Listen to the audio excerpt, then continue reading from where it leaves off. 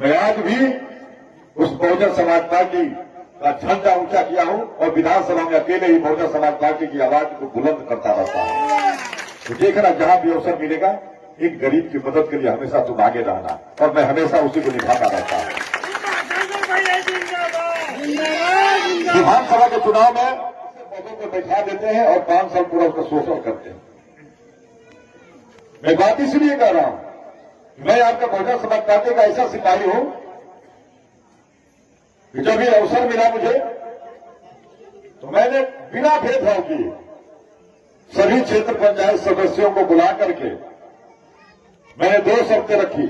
जब सभी लोग आ गए, अनुसूचित जाति के लोगों को एक साथ मैंने बैठाया और मैंने कहा पहली बात की वो प्रमुख नहीं बनेगा जिनकी धर्मपत्नी लोग क्षेत्र पंचायत सदस्य हैं, इसलिए कि 5 साल ये दिक्कत होती है, विरोधी हमेशा आवाज उठाएंगे कि पत्नी प्रमुख है, पति जा रहे हैं, वो लोग मान गए। और उसके बाद जितने लोग बचे अनुसूचित जाति के पुरुष वर्ग में, उनमें मैंने सबसे कहा कि आप लोग किसी को चुनिए। सब लोगों ने हमारे ऊपर छोड़ दिया। मैं प्रभाकर जी को पहले से नहीं जानता था, लेकिन 1-2 बार मिला, उतने सारे लोगों में मैं देखा तो मुझे लगा कि इतना सरल और इतना सीधा व्यक्ति कोई नहीं हो सकता है। मैं इनका नाम जैसे ही लिया, सभी लोगों ने सर्वसम्मति से, हमारे साथ जितने साथी हैं सब लोगों ने मान लिया। और प्रभाकर राव जी प्रमुख हैं, आप लोग अभी नहीं अकेले में इनसे बात करिएगा। प्रभाकर राव जी के प्रमुख बनने में इनका 1 चवन्नी भी नहीं खर्चा है, 1 चवन्नी भी नहीं खर्चा है। मैंने सारा कुछ अपना करके इनको प्रमुख बनाया और आज ये सम्मान की जिंदगी, इनके पास कुछ नहीं था, मैंने इनको गाड़ी दिया। मैंने कहा कि आप गाड़ी से घूमिए, डीजल भराइए। ये जब रविदास जी की जयंती हो, अम्बेडकर जी की जयंती हो, परिनिर्वाण दिवस हो, तभी बेचारे खबर भी करते हैं कि भैया आज हमको भी इतने जगह जाना है। मैं कहता हूं कुछ नहीं, आप भी पैसा लीजिए, मेरे लाभ से कमा के नहीं, कमीशन का नहीं। मैं कहा कि मैं दे रहा हूं, आप जा करके अपने दलित समाज के जो लोग परम पूज्य बाबा साहेब के चाहे संत रविदास जी की जो जयंती मनाते हैं, आप जाकर उसमें भाग लीजिए। मैं बात इसीलिए कर रहा हूं कि आप लोगों ने अगर विधायक मुझे बनाया है तो मैं जब अवसर मिलता है इस समाज के लिए, इसलिए कि बहुजन समाज पार्टी हमेशा बहन सुश्री मायावती जी इस बात को कहा करती है। जब भी अकेले मिलेंगे तो अपने हृदय की वेदना कहा करती है, कहती है कि देखो ये पार्टी नहीं, केवल पार्टी नहीं है बहुजन समाज पार्टी, ये पार्टी के साथ एक मिशन है। मैंने इन गरीब समाज के लिए शादी नहीं की, मैं इनके लिए जिंदा हूं।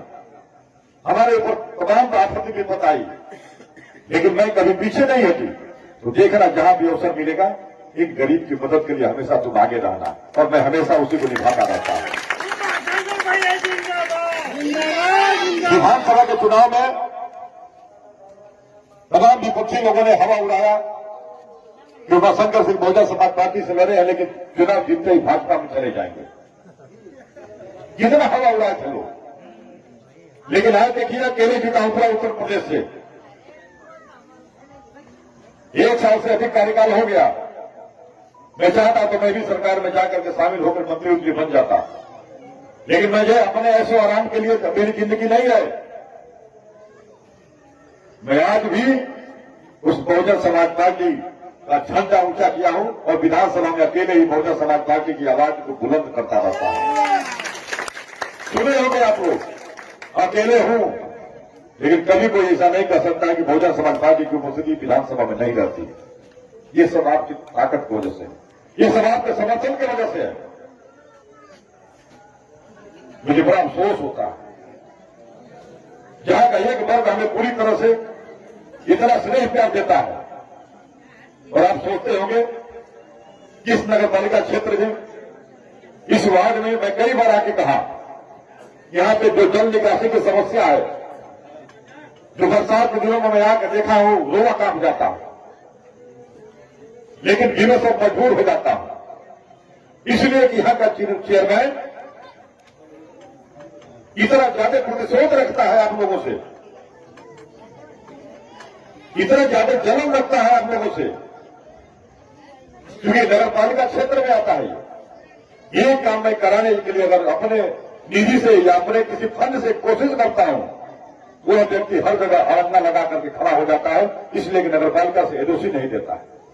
वो चाहता है कि हमारे नगर पालिका में पैसा आ जाए और हम उसका बंधन माफ कर लें। अभी आपके यहां सीसी बनी हुई है, अभी सीसी बनी है आप लोगों के यहां। मैंने कहा रखा था कि आप लोग अपने हिसाब से मसाला लगा के बनवाइए, सीसी और नाली बन रही होगी। अभी और भी उसमें बनना है, 500 के पड़ा हुआ है, लेकिन वो पीडब्ल्यूडी से बन रहा है। मैंने अपने निधि का फंड दिया है, लेकिन पीडब्ल्यूडी को दिया और चाहता है वो बन जाए। आचार संहिता खत्म हो जाओ, आचार संहिता खत्म हो जाओ, वो चंद्रमा बन जाए। बहुत कुछ काम होना है। अरे बन जाए, अरे ढक्कन बनी था, बताओ तो नहीं उनका भी 2-3 नाली बन गई है, नाली बन गई है, ढक्कन भी बनेगा, सीसी ढला गई बा, खाली ढक्कन बाकी बा। पूरा पड़ो रुका भाई, पूरा पड़ो। अच्छा इतने दूर बाकी बा, बाकी हो गए नहीं, ये हो जाए तबले तनके से रात्रि घर बच के चलेगा बा। अब विशेष तौर से दवाई लगोला के बाद ऊपर बिल्कुल निकल जाएगा, बिल्कुल नहीं कहें कि हम कोशिश करें कि जल्दी करा दे वो करा के। मैं कहने का मतलब कि बहुत कोशिश करता हूं और आज भी मुझे तरस आती है। अभी मैं आता हूं, अभी मैं आ रहा था, हम पूछते हैं जो यहाँ के लोग हैं, जो हमसे नौजवान मिलते हैं कि यहाँ के चेयरमैन क्यों इसलिए नहीं काम कराते हैं इस वार्ड में, कि जानते हैं कि सारे हाथी वाले हैं। कभी भी एक जनप्रतिनिधि को इस तरह का भेदभाव नहीं करना चाहिए। मैं अगर विधायक जब बना तो मैं अगर 90,000 वोट पाया और मैं केवल ये सोच के काम करूं कि नहीं जो लोग हमें वोट दिए हैं केवल उन्हीं का काम करेंगे, ये भी नाइंसाफी हो। हम व्यक्तिगत किसी की मदद उनको नहीं कर सकते हैं जो हमारे विरोधी हैं, लेकिन जो सार्वजनिक काम है, जो जनहित के काम है, मेरा फर्ज बनता है कि मैं पूरे विधानसभा की 3.25 लाख की जनता के लिए काम करूं और वही करना चाहिए। लेकिन यहाँ के चेयरमैन ने इस वार्ड को एक तरह से अपवाद ठान दिया है, न हमें करने देगा और न अपने करेगा, ये तो हाथी वाले हैं। जब वो मान के चल रहे हैं कि हाथी वाले हैं तो उसका बदला भी लेने का समय आ गया। पहले बार हाथी मिली है, इस बार की जो हाथी है, जो इस बार की हाथी है, उनका होश उड़ा दी है। पिछली बार थोड़ा बच गए, राजेश जी आ गए थे तो थोड़े से उससे बेचारे राजेश जी को मैं समझाया, लेकिन माने नहीं। मैंने कहा था कि आपके हथिया से आइए पलट देंगे, तो कहे कि नहीं भैया भाजपा की सरकार है, हम कोशिश से आने दीजिए।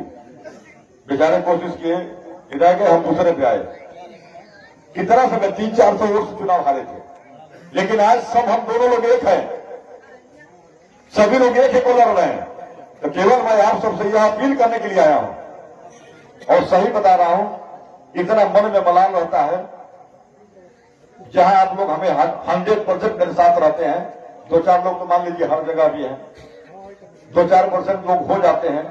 और कुछ लोगों से मैं चुनाव में मैं कहा था विधानसभा में, उसी से विधानसभा के चुनाव में कुछ हमारे साथी दलित समाज के लोग साइकिल का झंडा लेके घूम रहे थे। मैंने कहा कि भाई मैंने ऐसा मत गलती करो। आप जानते हो इस साइकिल वाली पार्टी कैसी है। अगर प्रमोशन में जब ये समाजवादी पार्टी की सरकार थी तो सबसे पहले आपके प्रमोशन का आरक्षण समाप्त किया। पूरे आपके आरक्षण को या समाजवादी पार्टी समाप्त करना चाहती थी, कर भी थी। और जब दिल्ली की सरकार ने जब पार्लियामेंट में इसकी बिल पेश करने ले गई तो समाजवादी पार्टी के सांसद ने उस बिल को लेकर फाड़ दिया।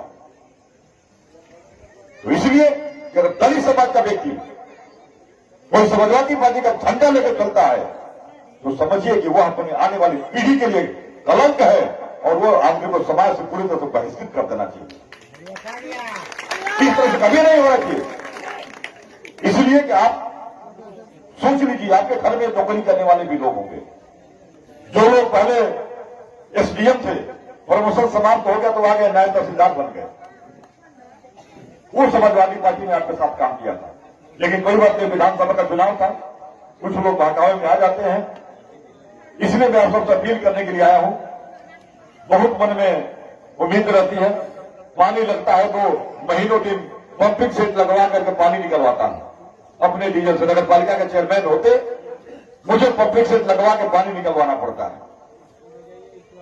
एक बार नगर पालिका में जिस दिन अपना चेयरमैन विनय शंकर जायसवाल बैठ गए, जिस दिन बैठ गए उस दिन यह वार्ड नंबर 1 जो रविदास नगर हमारे जो ये है, यह रसड़ा नगर पालिका के सबसे बेहतर और सुसज्जित वार्ड बनेगा, ऐसा लोगों को भरोसा मैं दिलाता हूं। ये काम तो इसलिए नहीं हो पाता है कि हर काम में हमारा चेयरमैन रट्टा लगाता है। और जब हमारा चेयरमैन बन जाएगा तब फिर सबसे पहले जो हमारी थाती है, कहा जाला कि पहले पूंजी के से हाथ के रखल जाला थाती के, तो हाई वार्ड हमार थाती है, तो हमारा खाती का है विनय खाती। एजा से हम चाहो आप सब फील करो। अभी राजेश जी कह रहे थे ना कि कितना वोट है, और जब 1190 वोट बा 1290 में कम कहे बोलो भाई, ये जहां भी होके उसको बुलाइए। कहीं बाहर नौकरी कर रहे हैं तो बुलाइए, किराया भाड़ा की व्यवस्था होगी तो हम ट्रेन का टिकट से लेकर हम टिकट की व्यवस्था कराएंगे। लेकिन इस बार यह आवाज ये साबित करे कि हम 100% वोट पोलिंग करेंगे, 100% कम से कम वोट पोलिंग करें, सबको बुलाइए।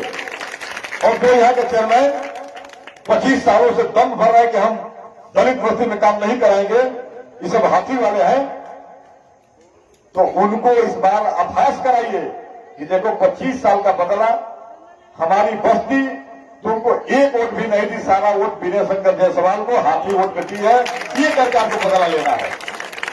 इसमें कोई नहीं, आपस में आपका मतभेद होगा तो करिए, आपस में किसी का झगड़ा होगा तो करिए, किसी के साथ हमारे लिए केवल हाथी है। भाई होता है ना कि फलाने बना तो हम क्यों जाए, ये नहीं है। एक बार गलती कर देने पर 5 साल पश्चाताप करना पड़ता है। मैं आपसे अपील करूंगा कि सारे गिने सिकवे भुला करके इस बार का अच्छा मौका है, इसलिए कि इस बार आप बम्फर चुनाव जीतने जा रहे हैं, बम्फर वोटों से। लेकिन हमारी इच्छा है कि उस बम्फर वोटों में जो ये हमारी बस्ती है, इस बस्ती से उनका खाता न खुले, तब आपके इस भाई का, इस बेटा का कलेजा ठंडा होगा। ये आपको अपील करने के लिए आया हूं।